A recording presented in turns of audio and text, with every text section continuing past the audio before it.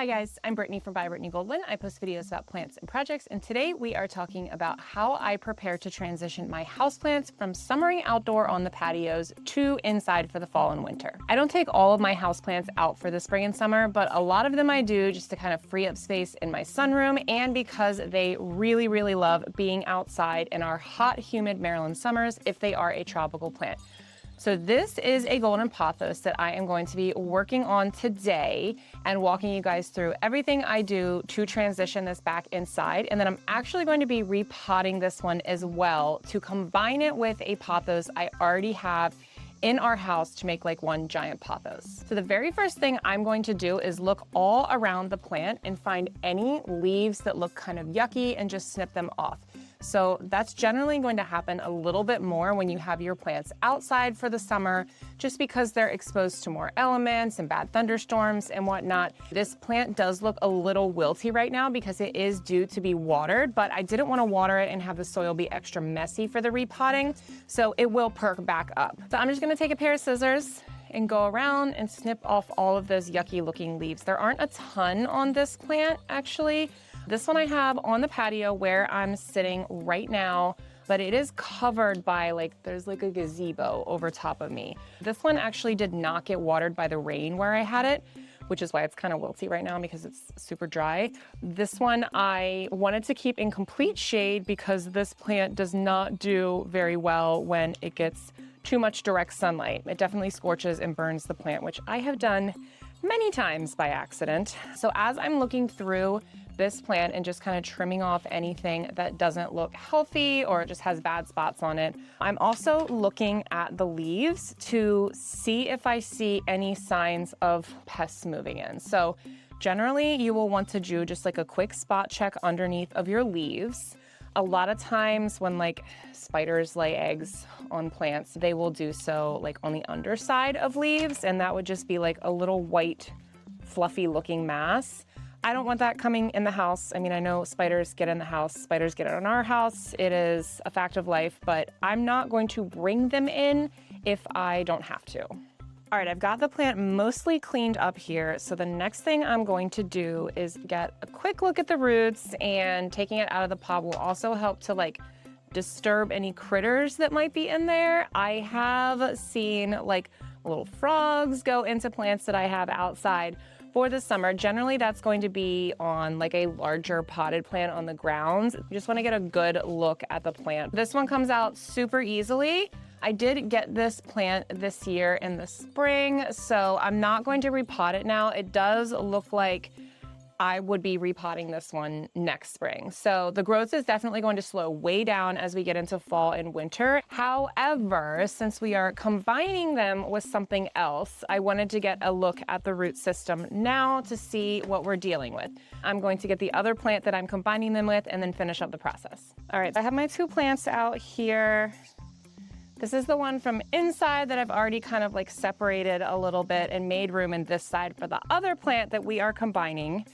And it may look a little weird at first, but they will eventually grow into each other. I'm gonna turn it upside down so I can get a really good look at all of those leaf undersides that maybe I might have missed something on. It's all looking pretty good. So I am going to stick it down into this container. And just like that, that is looking like a much fuller plant. And then I'm going to go in and fill in all of the bare spots with some of this fresh soil. Over the years, I've definitely heard people say oh, I just bring my houseplants in from the summer. It's totally fine. I just bring them inside and whatever. I understand that bugs live outside. I am a gardener. I have been working on my insect tolerance for many years. However, I just found this carcass in this pothos plant when I dumped it out and was repotting it. I'm not even sure what that is.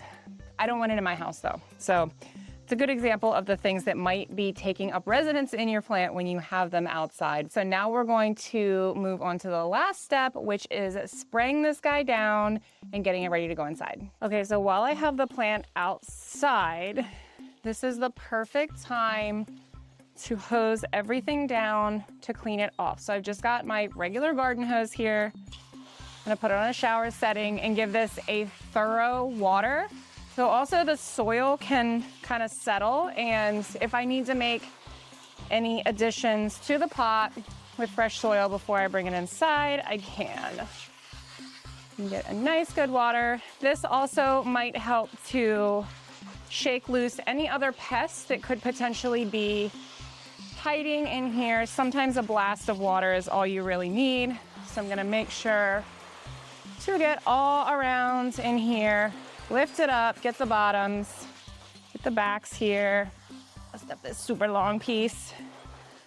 Just really clean everything off.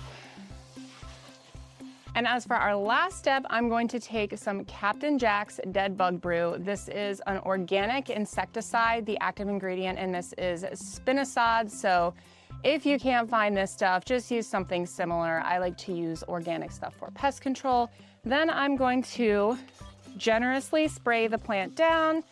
And again, we've probably caught anything that could probably be problematic inside by this point, but this is just kind of a last good step to take because this protects against lots of stuff: caterpillars, moths, leaf miners, spider mites, thrips, all sorts of stuff that we don't want to be bringing inside to the rest of our plant collection.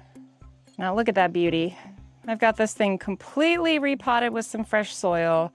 I hosed it down with some water and I just sprayed it all down with my organic insecticide.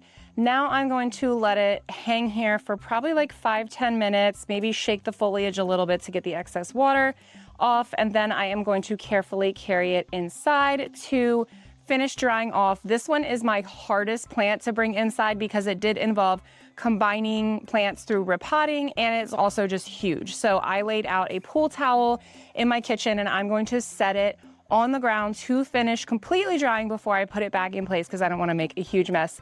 But as you can see, especially if you're not repotting or if you have a smaller plant, this really is an easy process. All I do is visually inspect for any signs of bugs, clip off anything that looks dead or dying or bad, then I rinse it all off with the hose, checking the bottoms of the leaves, and then spray down with some organic insecticide and let dry before I bring inside. That's about it. That's how I bring my houseplants inside for the fall and winter. It is a bit of a process, but I find that it is worth it for giving my plants that tropical summer vacation that they really enjoy because it is a lot more like their natural habitat. So I hope you guys found this helpful. Until next video, happy planting.